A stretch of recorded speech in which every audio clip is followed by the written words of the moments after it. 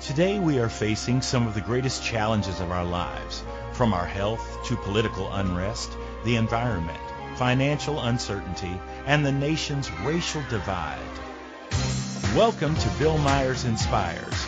My idea for this show was to invite guests and get the conversation started, to take a deep dive into the issues that impact our world with an eye to exploring solutions. And we encourage our listeners to look within themselves to take decisive action to make a positive difference.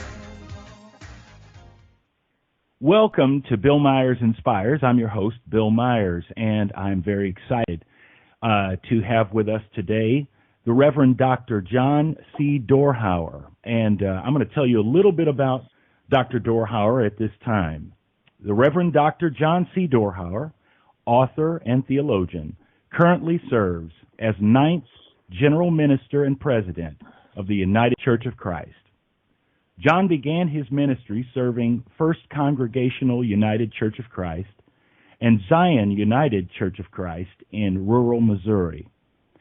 He then served as Associate Conference Minister in the Missouri Mid-South Conference and then Conference Minister of the Southwest Conference of the UCC prior to his election as General Minister and President. Dorhauer received a B.A. in philosophy from Cardinal Glennon College and has a Master of Divinity degree from Eden Theological Seminary. The same year, John was ordained in the United Church of Christ. John received a Doctor of Ministry degree from United Theological Seminary. His area of focus, white privilege and its effect on the church. With a personal theology shaped in the passionate conviction that God is love and God is just, John has embodied the United Church of Christ's vision of a just world for all throughout his ministry. On October 17, 2014, Dorhauer conducted the first legal same-sex wedding in the state of Arizona when he performed the wedding service of David Lawrence and Kevin Patterson. In his first term as General Minister and President, recognizing increasing sensitivities in this country around race, John initiated the collaborative creation of a curriculum, White Privilege, Let's Talk, a resource for transformational dialogue, designed to invite UCC members and others to engage in safe, meaningful, substantive, and bold conversations on race. The curriculum and accompanying facilitator's guide have been used by both UCC and non-UCC audiences. Please help me welcome today's guest, the Reverend Dr. John Dorhauer. Welcome, John. Thank you, Bill. It is an honor and a pleasure and an absolute delight to be with you on the show and to talk about what I think is one of the most important matters of our time. Yeah, I agree with you. It has certainly been brought to light via the the unfortunate George Floyd incident, which I think merely marked a tipping point. It certainly was not a first of its kind, but it certainly was impactful, and I think it took us. There were a number of elements to that particular murder, I will call it, that made it a tipping point. One, first of all, he was pulled over on suspicion of passing a counterfeit $20 bill. He was found to be unarmed and taken from his vehicle and handcuffed. And so what we have here, and it was filmed, the whole incident was filmed. So there's no narrative the police can create on the other side of this that is more credible than the visible evidence that the tape provides. And so what we have is a black man handcuffed, sitting on a sidewalk, being detained on suspicion of passing a counterfeit $20 bill, who 10 minutes later is dead. And with previous such incidences, Michael Brown, Trayvon Martin, we can list goes Breonna Taylor. We didn't have the visceral, tangible, visible evidence. And police will create a narrative on the other side of that white privilege affords whites the opportunity to believe. Here, there's no opportunity to believe. The only appropriate response was utter and pure outrage. And that outrage spilled over into the streets because even with the evidence, whites predominantly were unwilling to believe what they were seeing or even believing it, to think that it required of them any action other than, well, that's disappointing. Wow. Yeah, it's very interesting to me. I remember, my father is a retired police officer, and I know that it used to be that if you had something like videotape evidence, I mean, it was a slam dunk because clearly you can see. But anymore, what right. I find is we're trying to explain away or trying to create a narrative that says what you're seeing is not really what you're seeing. And I'm like, okay. But, and here's the narrative that works.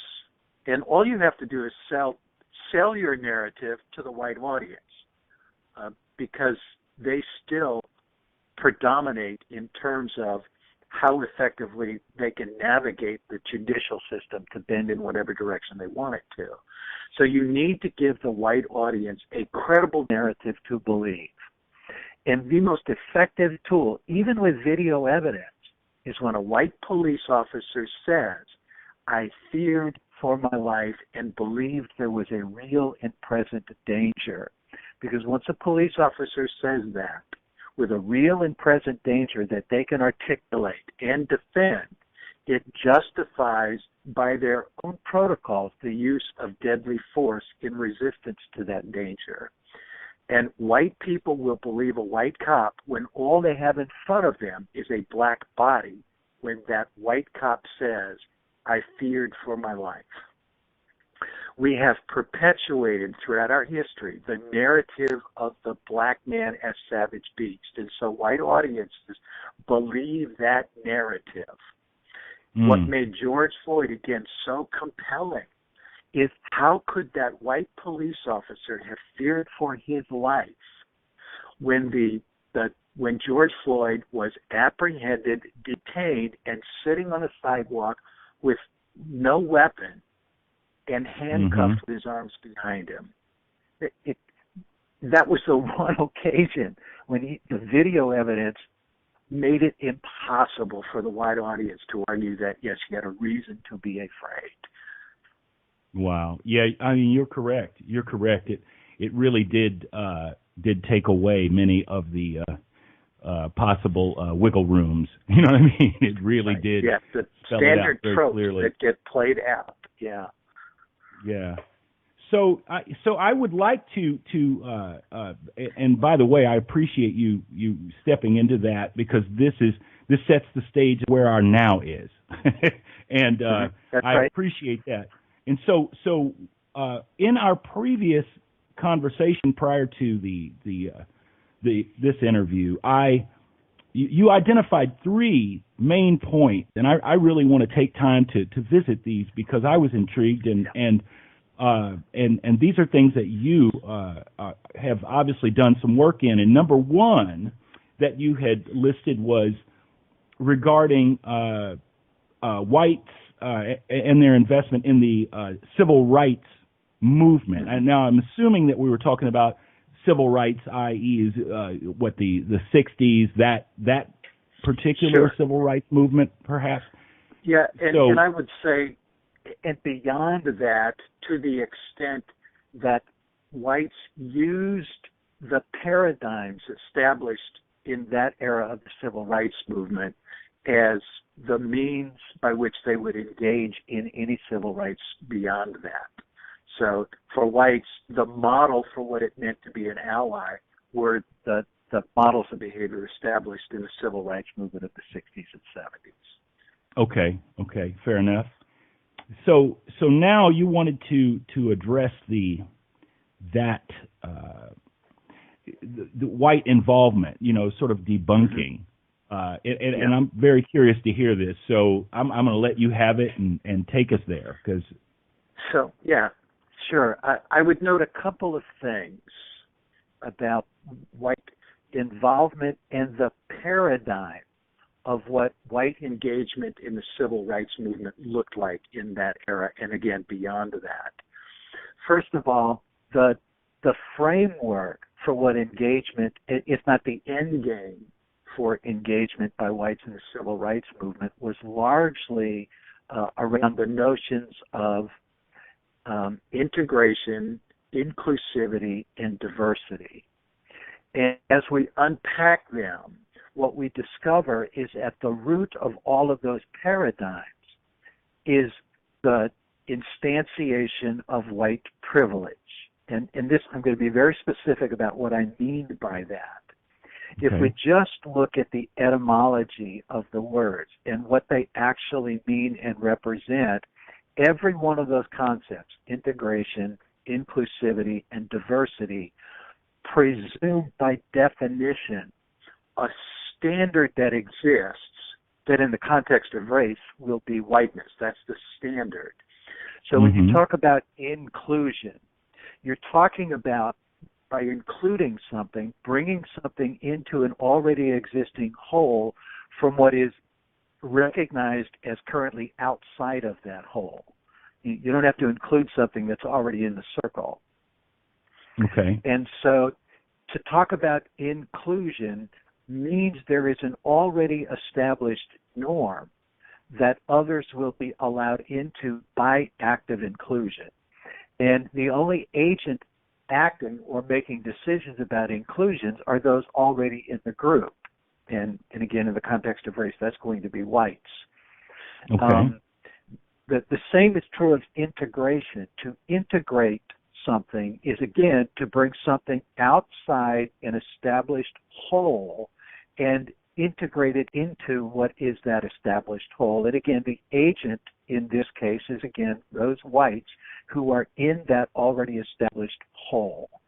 And both with inclusion and integration, the agency of whites to make decisions meant also not just let's decide who gets included, but we'll also make decisions about who will not be included or integrated.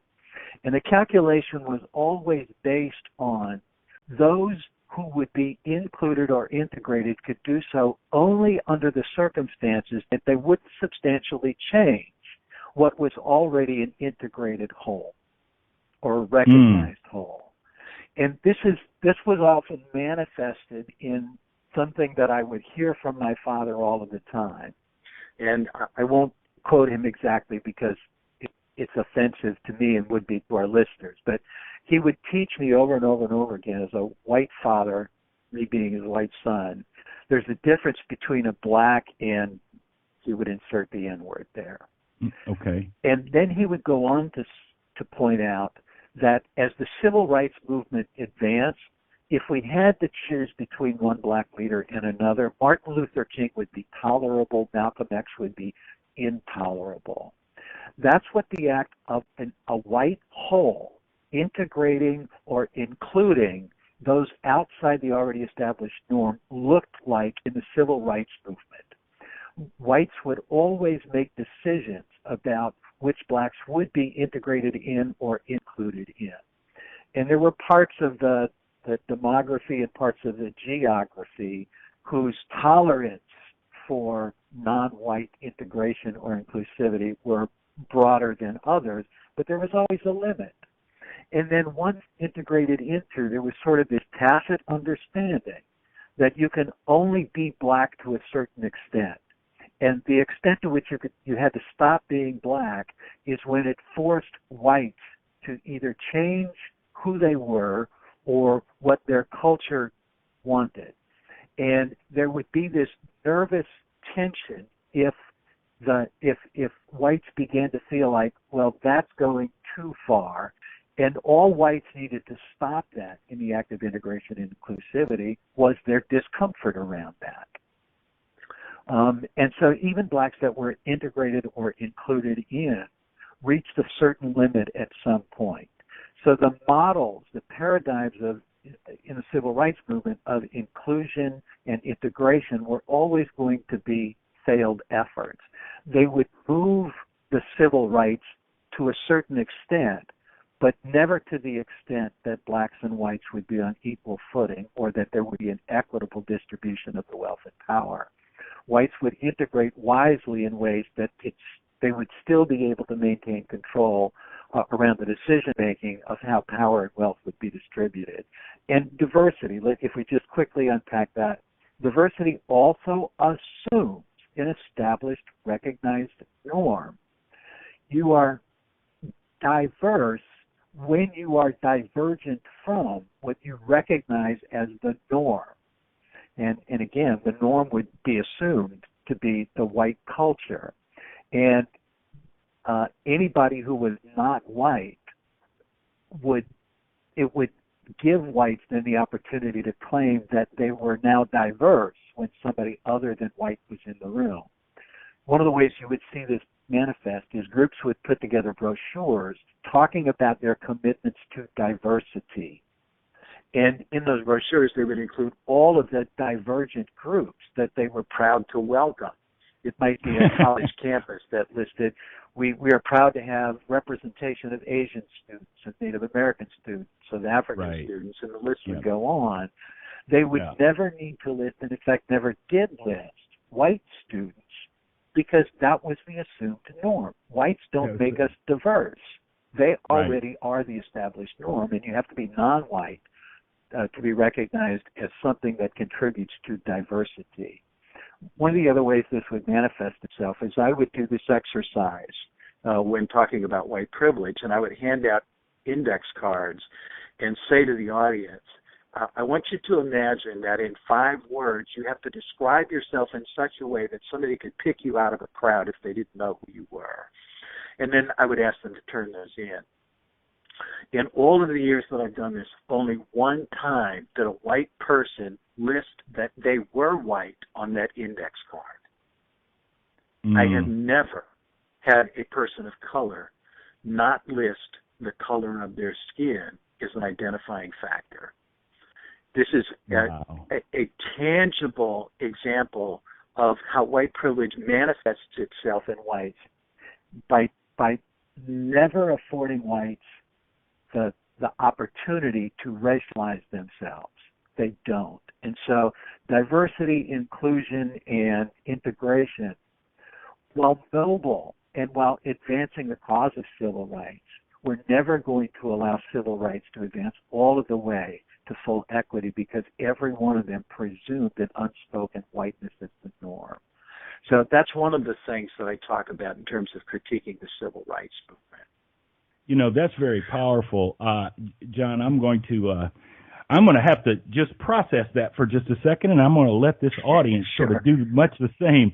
And we're going to take a break right now. You're listening to Bill Myers Inspires right here on the Inspired Choices Network with my guest today, Dr. John Dorhauer. We'll be right back. Today, we are facing some of the greatest challenges of our lives, from our health to political unrest, the environment, financial uncertainty, and the nation's racial divide. Tune in every Friday at 3 p.m. Eastern Standard Time for Bill Myers Inspires as he and his guests take a deep dive into the issues that impact our world with an eye to exploring solutions. Emmy Award-winning actor Bill Myers is an accomplished actor, jazz musician, filmmaker, writer, educator, and speaker. As a biracial man who's both black and white, Bill leverages his background, talents, and voice through creativity, compassion, and connection as activism for social justice to focus on uniting the divide and compelling change. Bill Myers Inspires encourages listeners to look within themselves and take decisive action to make a positive difference. For more information, visit his website, BillMyersInspires.com, and sign in for the latest news and updates.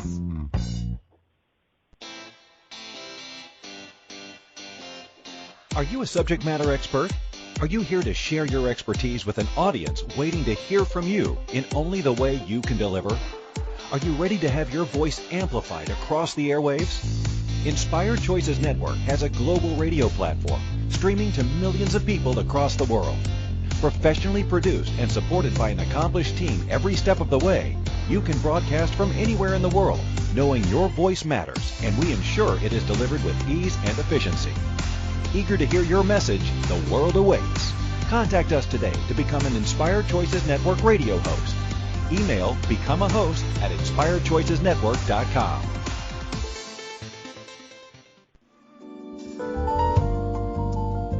You're listening to Bill Myers Inspires here on the Inspired Choices Network. We're here every Friday at 3 p.m. Eastern Standard Time. Thank you for joining us. And now, let's get back to the conversation.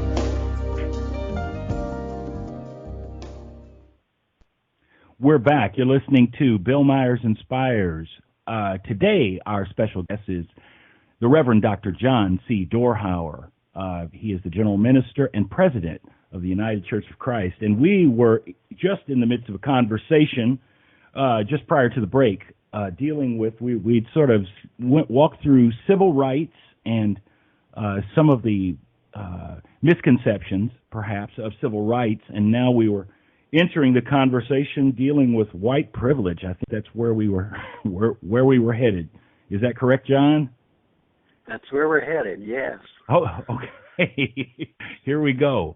So talk to me about white privilege and sure. And I think this is a concept, that I'll be honest with you. I don't think that necessarily a lot of blacks really fully, completely understand, but I'm more than certain that most whites, or whether it's denial or what have you, it's a concept that I don't think they completely grasp. So I really do appreciate you sort of drilling into this and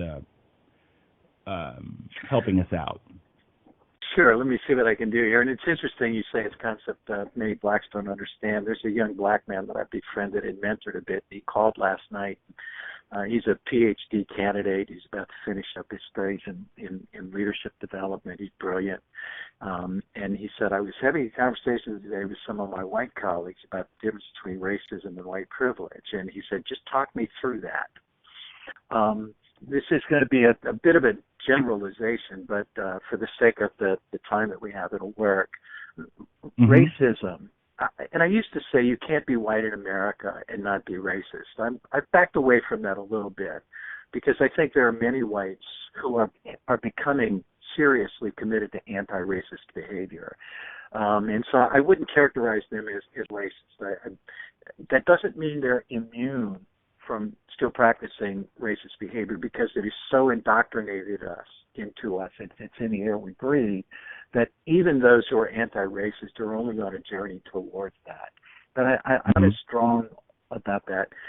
What I am very clear about is you cannot be white in America and not be the beneficiary of white privilege. And for me, the difference is racism is the active choice of an individual who is white to believe that the color of their skin gives them superiority over anybody whose skin color isn't white, and then live that out in behaviors that do damage to individuals and to the culture. That's racism. It's overt, it's intentional, and it's based on a belief system that you hold to be true based on the color of your skin. Mm-hmm. Even the most committed white anti-racist, though, is the beneficiary of white privilege in our culture. And a way to unpack that is there's a statement, it's a brief statement in the foreword to a book by George Lipsitz entitled The Possessive Investment in Whiteness, which is a beautiful title and the perfect way to describe white privilege. And the theme statement is this short, and it's in the foreword to his book, and he simply states, whiteness has a cash value. In the entire book, then demonstrates the argument that in America today, whiteness has a cash value.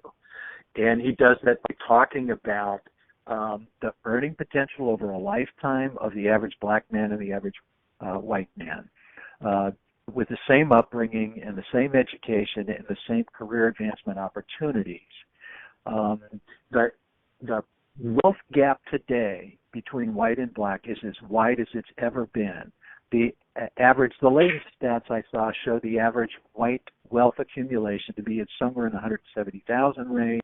The average black wealth accumulation currently is a tenth of that, or $17,000. It goes on to talk about rental opportunities. And we can think about the red zoning and unfair real estate covenants as a thing of the past, but within the last 5 years,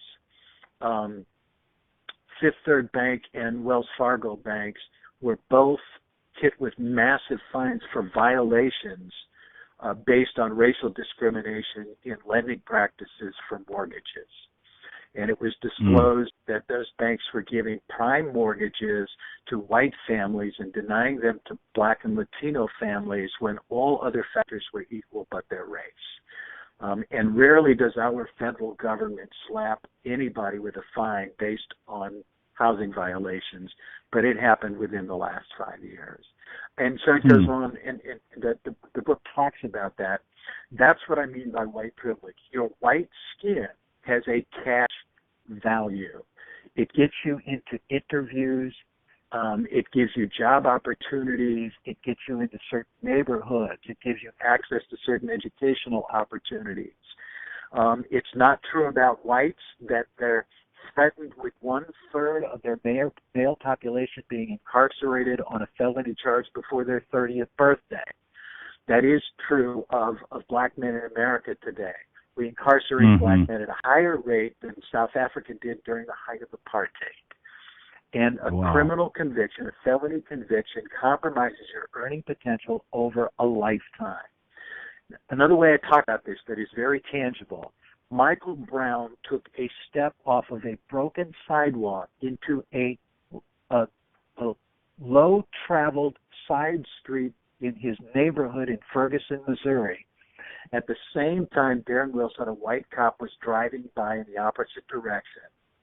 If that's a white guy taking a step off of the curb on a broken sidewalk into the street, that white police officer never stops the car.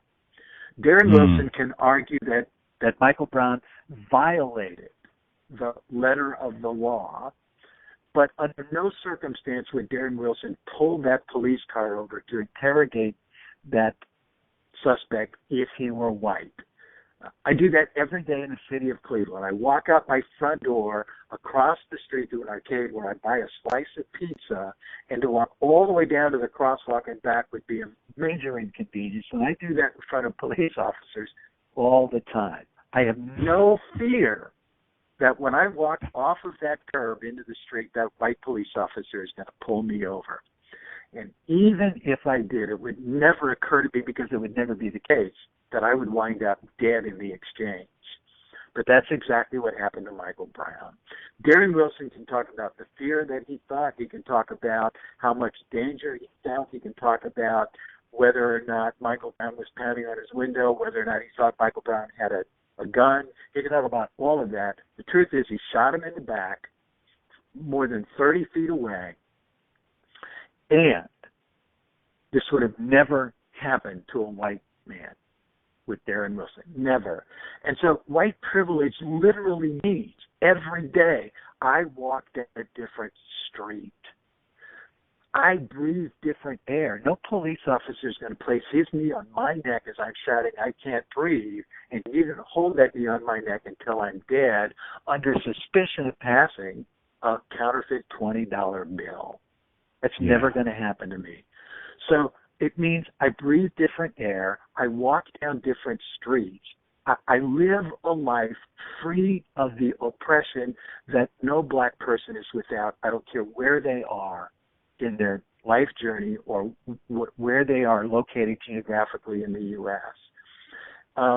And to breathe that air differently is a clear manifestation of my privilege. And so privilege isn't something that a white person even has to choose. It's something that they acquire benefits from every single day. I used to do this exercise where I would go through a day and repeat to myself, that happened to be because I'm white. That happened to me because I'm white. So I'd walk into a convenience store, I would purchase something, the person at the counter would hand me my change, smile, and say, have a good day. And I would say, whether it's true or not, that happened because I'm white. I'd drive down the road and I'd see a police officer pull over a driver who was black, and I'd look down and I'd see I'm going 5 miles an hour speed limit, and I'd say, I didn't get pulled over because I'm white. It may or may not have been true, but it was a way of reminding myself of something that whites never do. Every day you are the beneficiary of gifts that are given to you because of your white skin. And there's no black person in America who's unaware of it. There are very few white people in America who are aware of it.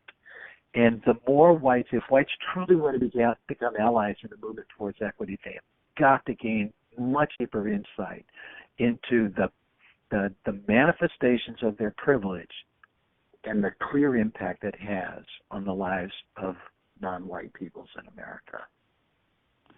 Yeah, that's pretty powerful stuff, and you are correct. It from the standpoint that a few weeks ago I had Dr. Woody Myers on, who happens to be running for governor. He's the first black major party candidate running for governor in the state of Indiana, and he's a medical doctor. That is his background, and I asked him about the fact that 19 states had declared racism as a public health crisis.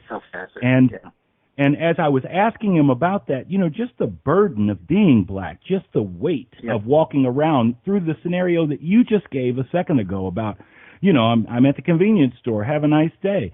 The weight of walking into the store and eyeballs are on you. The weight of you're already a suspect.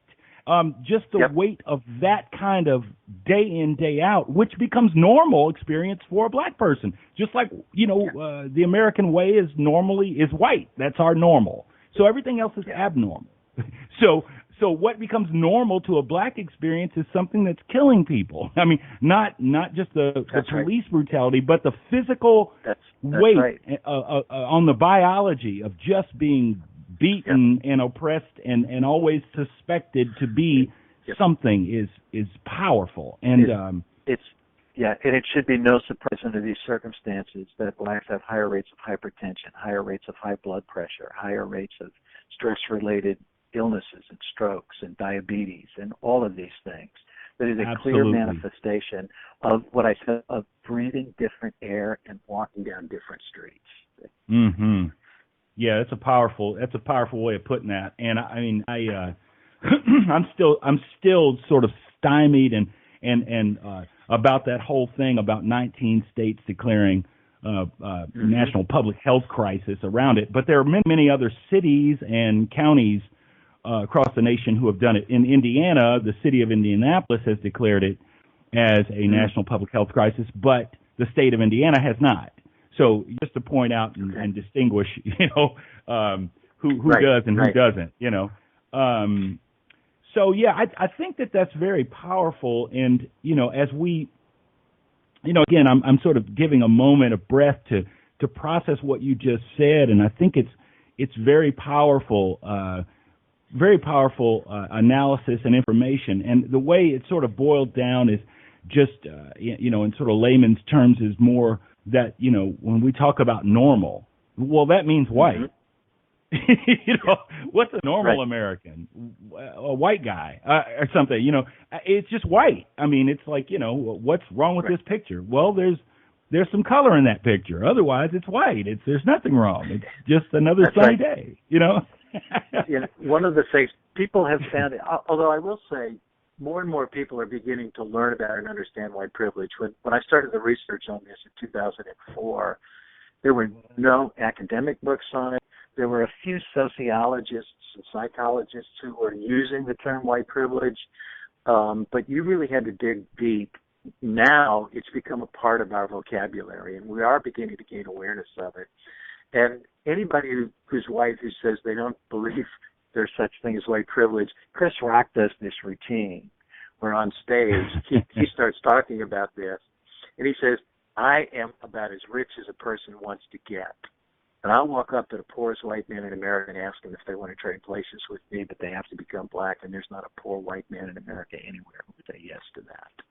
Wow. And it's funny, but it's also, and he's right, whites know. I would rather be a poor white than a rich black man in America. And if that doesn't disclose that intuitively, we all have a pretty healthy sense of what white privilege is, then I don't know what will.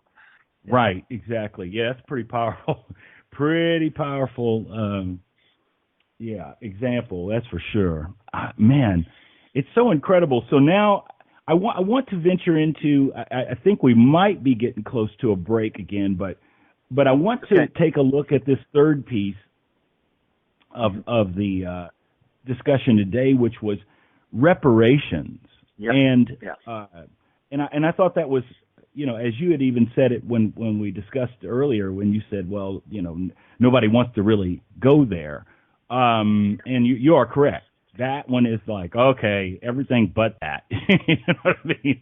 Everything but that one, because it's just something people want to avoid because it suggests dollar signs. It suggests I've got to give up something. It suggests something. And so I do want to open that can of worms. So if you don't mind, if you would set up sort of a premise for this, and if we have to take a break, I will sort of reach in and we can come back to it. But go right ahead.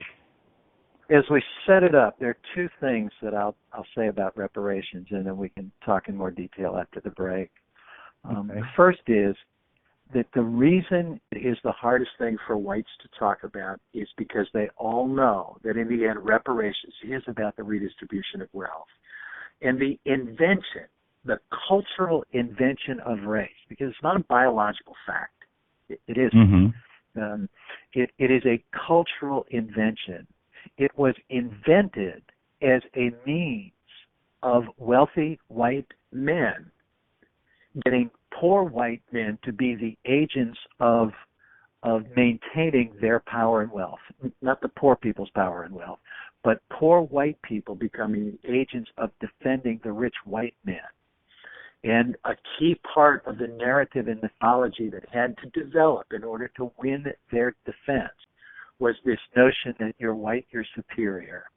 And it prevented then whites from aligning with poor blacks in an effort to challenge the control and access to wealth that wealthy white men have. And then along with that was the creation of the notion or mythology that anybody in America can pull themselves up by their bootstraps. And so white men were willing to hold on to their poverty rather than ally with or align with poor blacks. And because their identity was primarily through race, and because they believed that anybody can pull themselves up by the bootstraps, they would rather hold on to an alliance with wealthy white men who were the source of their poverty than align with poor black men. So nobody wants to talk about this because it really is about the redistribution of wealth and access to wealth. And the second thing is, another way to conceptualize this is to see reparations as the act of repairing the damage. That's really what we're talking about here.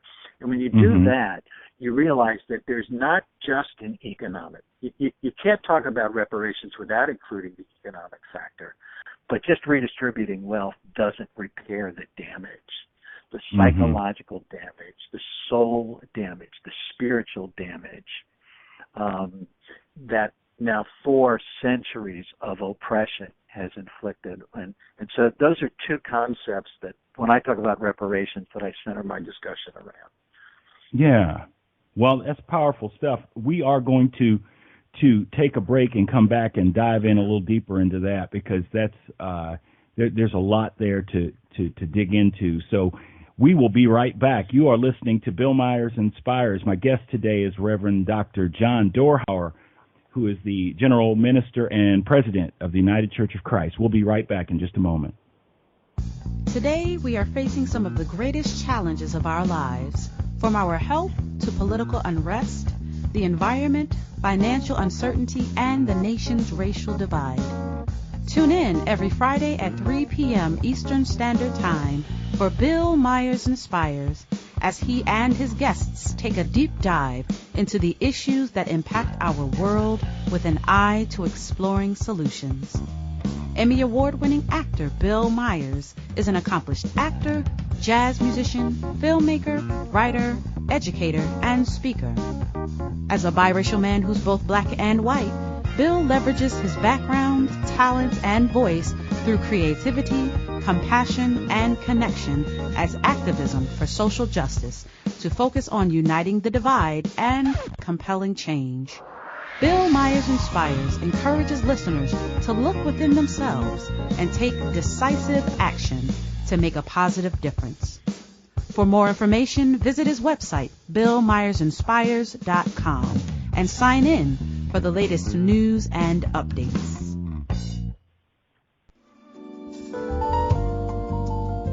You're listening to Bill Myers Inspires, here on the Inspired Choices Network. We're here every Friday at 3 p.m. Eastern Standard Time. Thank you for joining us. And now, let's get back to the conversation.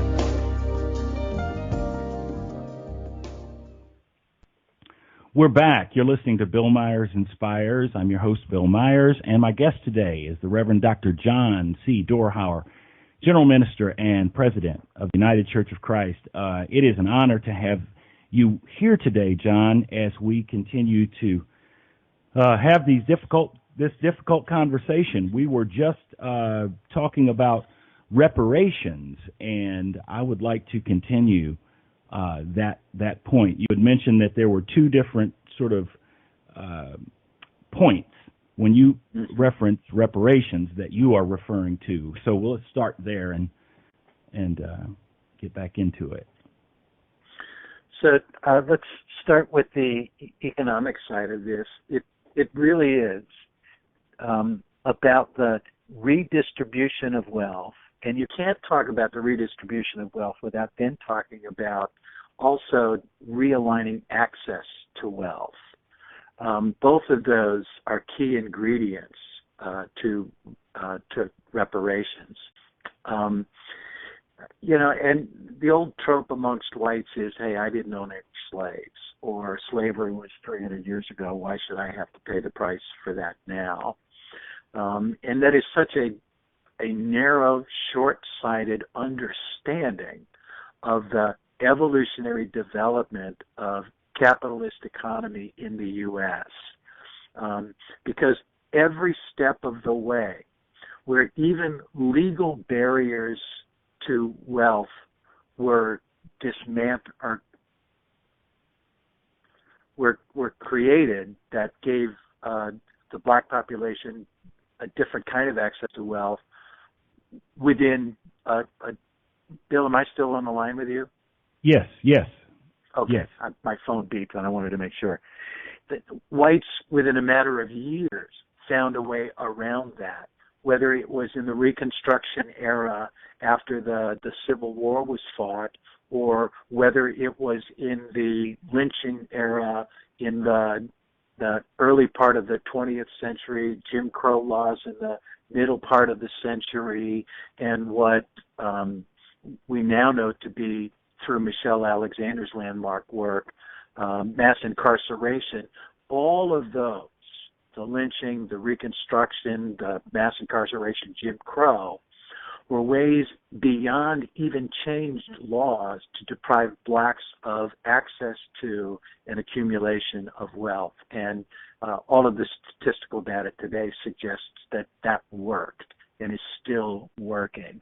So this isn't just a question of, well, slavery was a long time ago. Why should I as a white today have to pay the price for that? So reparations really does need to include strategies about the redistribution of wealth and understanding that something other than our current capitalist system has to be created to open up access to and avenues to wealth that white privilege still maintains. Mm-hmm. I want to point out that here I'll make this point for two reasons. One is the education of whites deprives them of what is necessary to fully understand the complexities of what reparations is talking about. Because whites who simply say slavery was 300 years ago have been deprived of the education necessary to understand what continues to perpetuate that instantiates white access to wealth. And we aren't told those stories. We're not educated about them. How many whites know of the Black Wall Street in Oklahoma City and the riots that surrounded that 100 years ago, and the collective effort to redistribute wealth back to whites in a part of the country where blacks had acquired wealth and power? And so we think this is only about slavery 300 years ago because our education doesn't give us the necessary foundation to understand the complexities of how wealth is maintained. But we also don't know about things like the Black Manifesto. We don't talk about these things. In 1969, Jim Foreman delivered the Black Manifesto to Riverside Church in New York, a clear call for the white church to pay reparations to Black America. And it did so specifically to the white church because much of the mythology surrounding the superiority of the white race was generated from teachings that came directly out of the church. And again, this is a part of the story that we don't tell. And so whites are unaware about the Oklahoma City riots and Black Wall Street. They're unaware of the Black Manifesto and so many other pieces of the story that support the argument for reparations. But then I also just quickly want to mention reparations also in the sense of repairing the damage. And I'll just quickly talk about a book written by a Korean theologian called The Wounded Heart of God, in which the Korean theologian Andrew Sung Park describes the Korean concept of Han, which is untranslatable into the English.